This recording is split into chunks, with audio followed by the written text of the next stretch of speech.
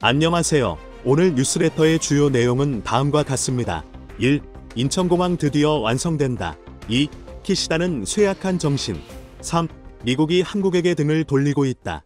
미국 아틀라스 항공이 결국 한국을 선택하자 일본이 대충격을 받고 있어 화제입니다.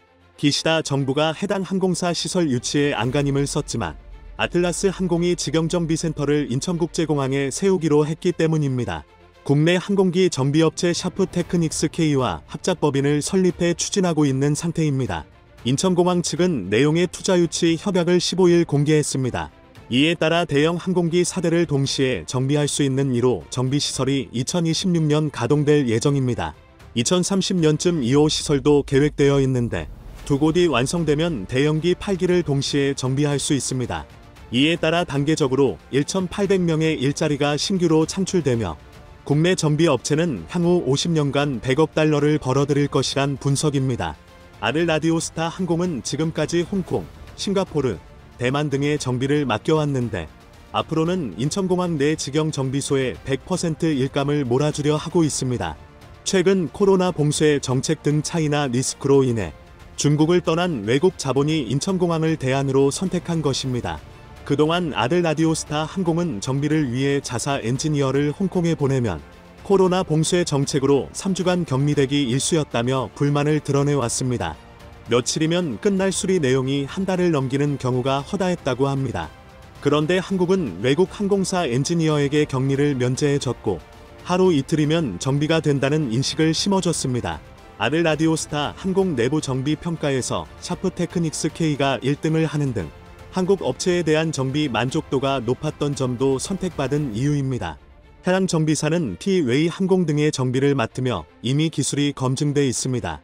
현재 세계 1등 물류 공항은 홍콩 국제공항인데 2, 3위 수준인 인천공항이 홍콩 같은 대형 항공기 정비 시설이 없다는 것은 약점으로 꼽혀왔습니다.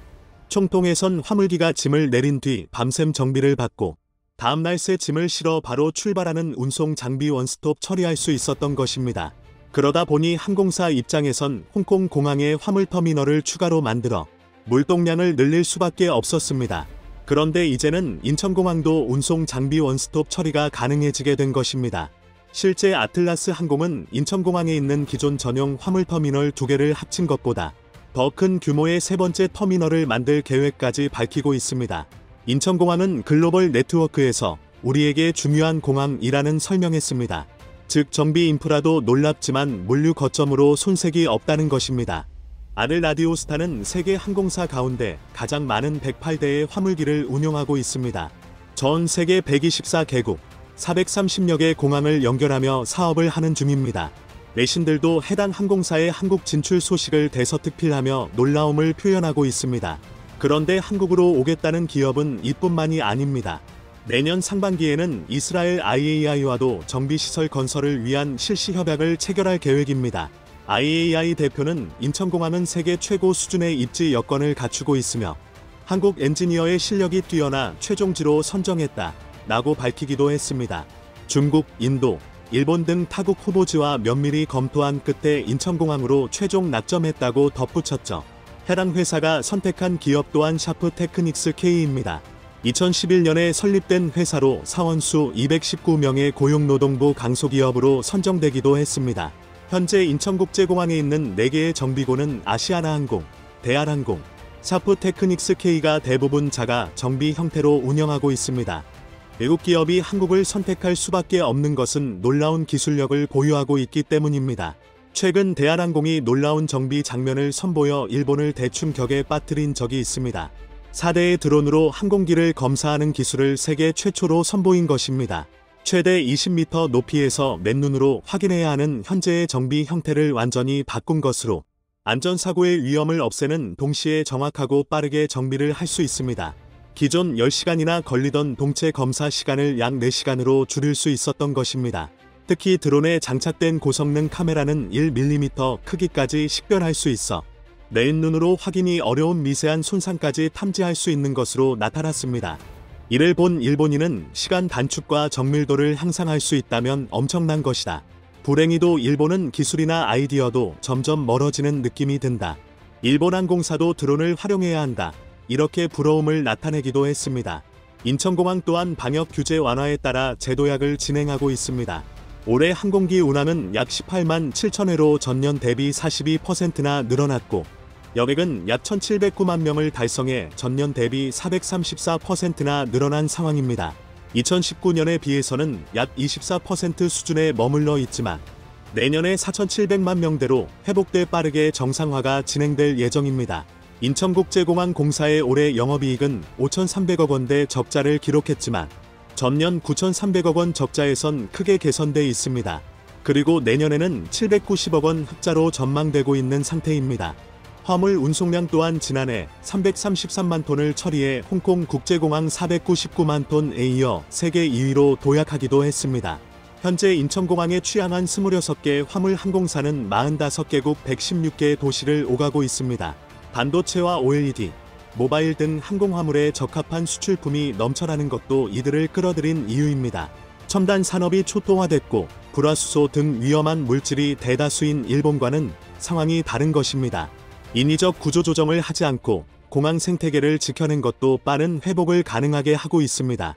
코로나가 확산하면서 지난 2년 동안 공항 내 검역 절차가 복잡해졌지만 인천공항의 평균 출입국 수속 시간은 큰 차이가 없습니다. 올해 평균 출입국 시간은 27분 정도입니다. 검역 절차에 드는 시간을 감안해도 1시간 내 입출국이 가능한 상황입니다. 한국이 발빠르게 대응할 동안 일본이 선택한 것은 비행기를 줄이고 인원 재배치와 급여 삭감 등 비용 절감에만 힘을 쏟은 바 있습니다. 2019년과 비교했을 때 JAL은 20% 삭감했고 ANA는 30%나 줄여버렸죠. 결국 최근 여객 수요 증가에 제대로 대응하지 못해 우왕좌왕하는 모습을 보여주고 있습니다. 유럽 허브 공항으로 자리매김한 네덜란드 스히폴 공항 또한 인천공항과 자주 비교되고 있습니다. 이 둘은 정반대의 길을 선택해 확연한 차이를 보이는 상태입니다. 스히폴 공항은 2020년 코로나로 인해 승객 61%가 감소하자 전체 직원 2만 2천 명 중 14%에 달하는 3천 명 정도를 해고한 바 있습니다. 항공사 산업시설 등을 포함해 전체적으로 6만 명가량이 해고됐는데 이는 전체의 50%에 달했습니다. 그런데 문제는 그 이후에 터졌습니다. 올해 초부터 코로나 영향이 완화되면서 보안 검색 수화물 처리 업무에서 극심한 정체가 발생하기 시작한 것입니다. 15분가량 걸리던 보안 검색은 90분으로 늘었고 하루 8,000에서 1만 개의 수화물 분실 사고가 발생했습니다. 해당 공항은 아수라장으로 변했으며 보안 검색을 받기 위한 인파로 난리가 났죠. 평균 출입국 소요 시간은 지난 8월 최대 4시간으로 증가하기도 했습니다. 결국 스히폴 공항 최고 책임자는 대혼란에 대한 책임을 지고 잦은 사태를 표명해야 했습니다. 그런데 해당 공항이 도움을 요청한 곳은 바로 인천공항이었습니다. 인천공항과 전략적 협업을 맺어 현재 자신들 시스템을 뜯어고치길 바랐던 것입니다. 스히폴 공항에는 80개 항공사가 취항하고 264개 노선이 운항하고 있습니다. 코로나 이전 여객 실적은 7천만 명 정도로 인천공항과 비슷한 수준입니다. 이 때문에 같은 허브공항인 인천공항 시스템을 적극적으로 도입하려 하는 것입니다. 인천공항에 대한 해외 평가도 최고를 달리고 있습니다. 인천공항은 세계 최초로 폴란드 국제공항협의회 ACI 주관 평가에서 고객 경험 인증 최고 등급인 5단계를 획득한 상태입니다. 이니 공항 서비스 평가 ASQ에서도 12년 연속 1위를 한 바 있는데 이를 개선한 새로워진 평가에서 지난해 9월 4단계 인증을 획득한 후 올해 세계 유일의 5성급 공항으로 인정받은 것입니다. 지난해 11월 폴란드가 신공항의 전략적 자문사로 인천공항 공사를 선정한 것도 이런 이유 때문입니다. 일본 나리타 공항과 최종 경쟁을 벌여 결국 한국이 선택된 것으로 나타났습니다. 폴란드는 인천공항의 미래 전략을 자국 신공항 사업에 도입하려 하고 있습니다. 인천공항처럼 3세대 공항으로 사업을 추진하고 있는 것입니다.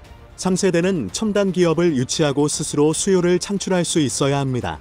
인천공항은 2019년부터 3세대 공항으로의 전환을 천명해 왔습니다. 이런 세계 1위 노하우를 폴란드가 신공항에 적용하려 하는 것입니다. 이를 배우기 위해 폴란드 신공항 임직원이 인천공항에서 교육받기도 했습니다. 일본은 그간 한국의 공항 건설 능력을 무시해 온 바 있습니다. 1939년 군 비행장으로 쓰기 위해 김포공항에 활주로를 만들었던 나라가 일본이었기에 한국이 자신들을 능가하는 첨단 공항을 짓는다는 것은 상상도 못했던 것입니다. 인천공항은 현재 일본을 부끄럽게 하고 있다. 간사이 공항 건설에 참여했던 일본 학자가 현재 인천공항을 보고 한 말입니다. 일본 오사카에 있는 간사이 공항은 육지에서 5km 떨어진 바다를 매립해 지어진 바 있습니다. 하지만 1994년 개항 후 6년도 되지 않아 지반이 11m나 내려앉는 황당한 일이 발생했었죠. 예상대로라면 50년에 걸쳐 진행될 치마 포기 조성 6년 만에 이루어졌던 것입니다. 실제로 여객 빌딩 주변이 12m 치마했고 다른 곳도 평균 11m나 가라앉아 있습니다. 이 때문에 태풍이 불면 물이 쉽게 들이차 운항을 못하는 일도 허다합니다. 반면 해상 면적의 82%를 메웠던 인천공항은 전혀 다른 결과를 보여줬습니다. 2020년까지 활주로 누적 치마량이 3cm 미만으로 나타난 것입니다. 토목설계 회사가 예측한 치마폭 7.5cm의 절반에도 못 미쳤죠. 한국은 연약 지반을 강화하기 위해 강관 파일 3만 2천여 개를 박는 공법을 사용했습니다. 일본처럼 어설픈 시공이 아닌 정말 견고하게 만든 것입니다. 활주로는 수백 명의 승객을 태운 항공기가 뜨고 내리는 만큼 견고해야 합니다. 항공기의 무게는 승객과 화물까지 더하면 200에서 300톤에 달하기 때문입니다. 2001년 개항부터 인천공항에 내린 항공기는 총 200만 대가 넘고 이륙까지 더하면 400만 회 이상으로 나타나고 있습니다. 이를 본 세계 각국은 일본보다 한국을 선택하는 데 주저하지 않고 있는 것입니다. 세계 허브 공항으로 거듭나고 있는 인천공항. 신뢰시키며 지속 성장하길 바랍니다. 현재 미국에서 한국을 포함하지 않은 반도체 동맹을 전격 결성했다는 소식이 들려옵니다.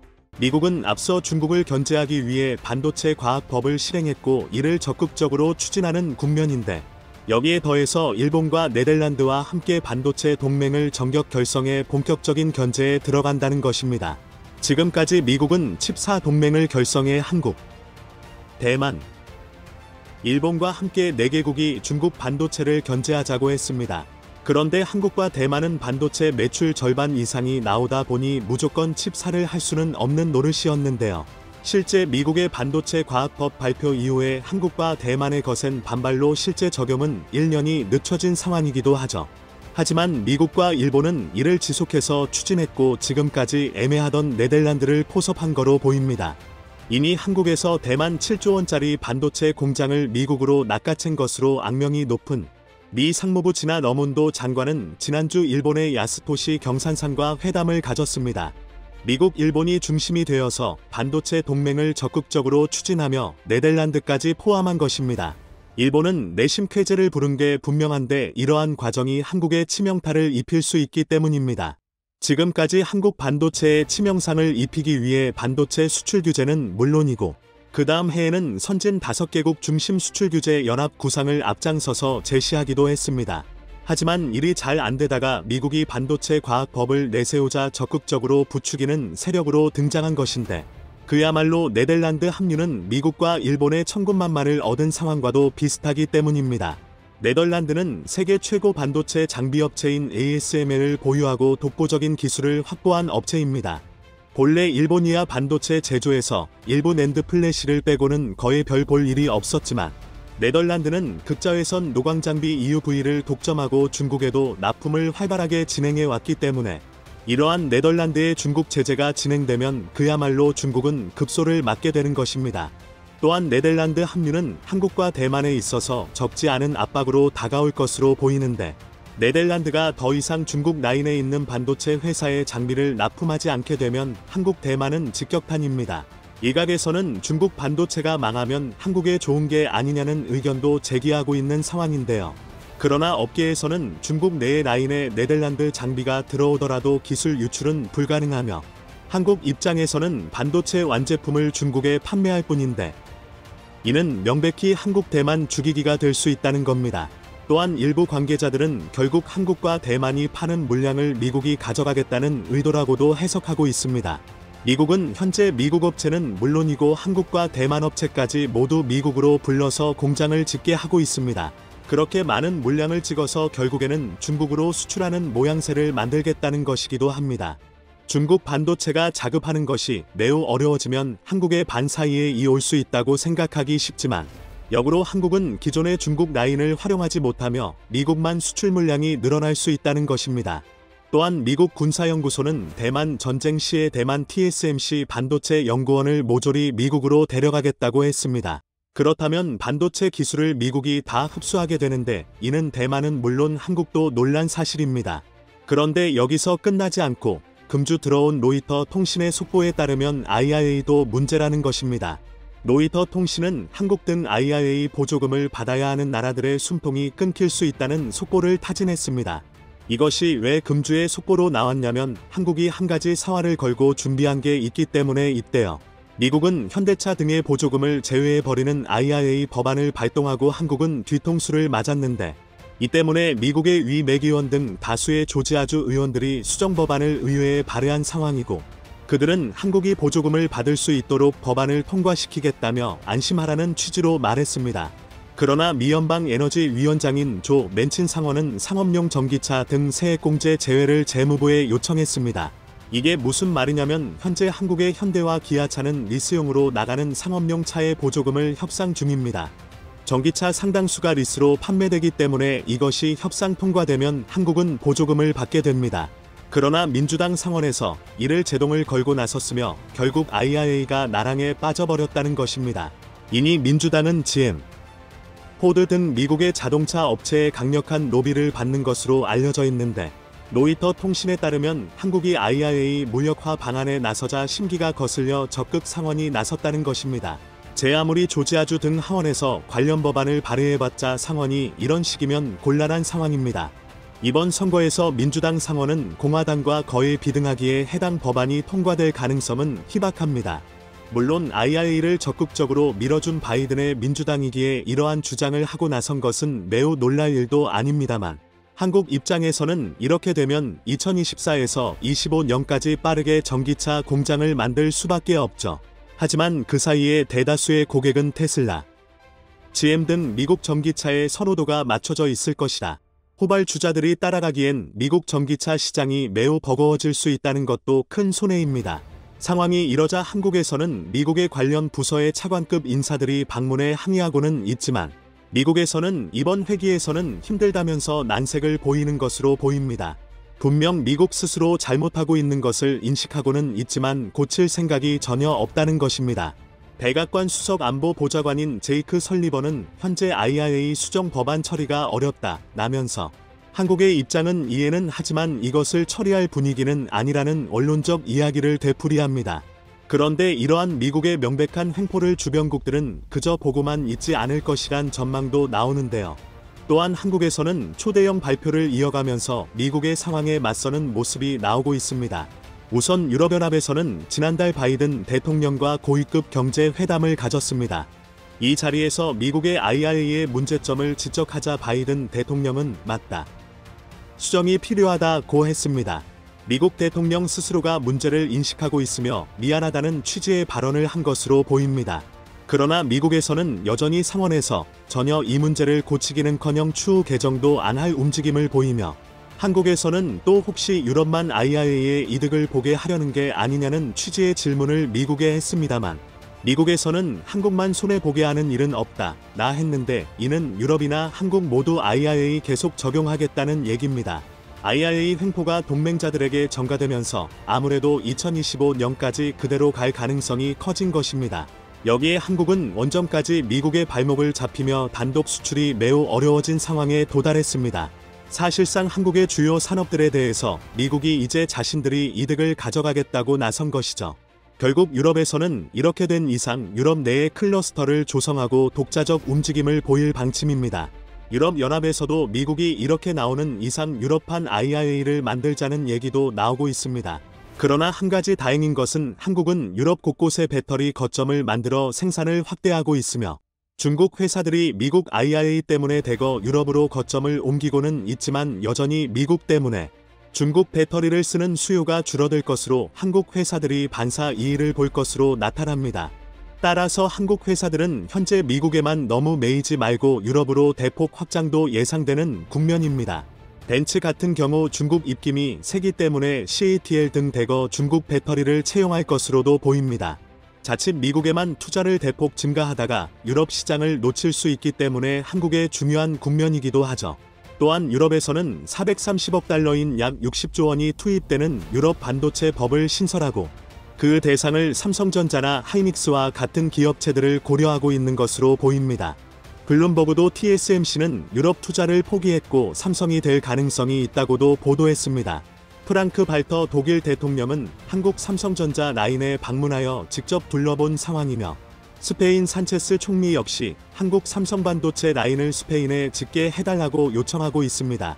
물론 반도체 특성상 생산시설이 밀집되어 있는 게 낫고 이미 한국과 미국의 삼성이 집중 투자를 하고 있기에 한국이 유럽에 투자한다는 것에 대해서 관계자들의 의견이 갈리고 있습니다만 중요한 것은 이렇게 유럽에서 한국에 대한 시각이 크게 바뀌었다는 이야기가 등장하고 있습니다. 특히 올해 폴란드가 한국에 25조 원가량 방산 물품을 주문했으며 한국이 이를 제때 이행하면서 한국은 지정학적 리스크를 제거해주는 매우 특별한 국가로 인식이 된 것입니다. 비단 방산 물품뿐만 아니라 반도체와 배터리 등 앞으로 미래 산업에서는 더욱 그러한 것입니다. 물론 일각에서는 이러한 유럽의 한국에 대한 긴급 요청도 어디까지나 한국이 실력이 있기 때문이기에 현재에는 너브콜이 이어지고 있지만 장차 어떻게 변할지 치밀한 대비가 필요하다고 말합니다. 누구도 믿어서는 안 되며 한국 자체적인 경쟁력을 더욱더 확보하고 키워야 한다는 의견이 나옵니다. 반도체 업체에서도 독보적인 생산 능력과 노하우가 더욱 필요하다는 것입니다. 삼성은 최근 3나노 반도체 양산을 치고 나가며 TSMC도 4나노 양산을 맹추격하고 있습니다. 이러한 기술력 가운데 세계 사례 반도체 장비업체는 한국에 입점하고 시설을 확충하고 있는 상태입니다. 이런 독보적 경쟁력을 유지하고 키워나가야 미국의 자국 중심 법안에서 살아남을 수 있다는 의견입니다. 이처럼 미국은 아직도 전혀 한국에 도움이 되지 않는 법안 처리를 강행하고 있는 상황이며 일본은 이 틈을 노려 TSMC 공장은 물론이고 반도체 연합을 결성해 한국에 치명타를 주려고 합니다. 그러나 한국 회사들은 연일 신기술 발표와 유럽 등과의 연합으로 이 위기를 극복하려는 움직임을 보입니다.